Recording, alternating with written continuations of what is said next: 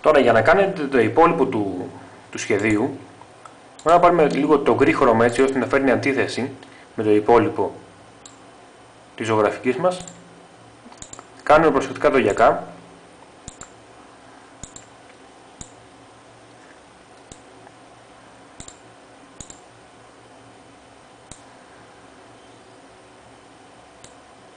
Και από την άλλη μεριά.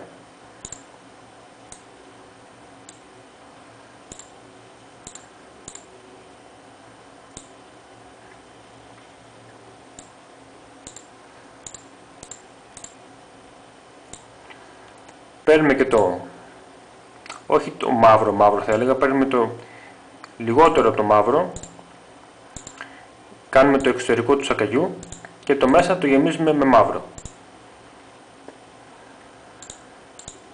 Μισό λεπτάκι, γιατί εδώ συγχώρησε και λίγο από το μαύρο στο γιακά, αλλά αυτό δεν είναι τίποτα.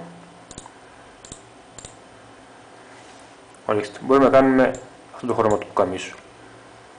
Και από εδώ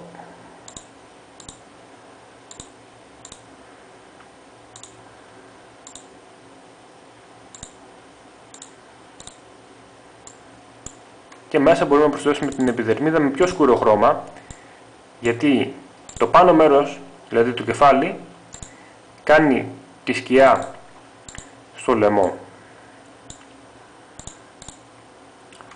Και βέβαια κάνουμε και τις αποχρώσεις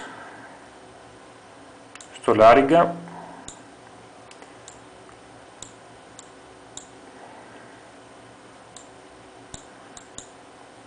και στο λαιμό.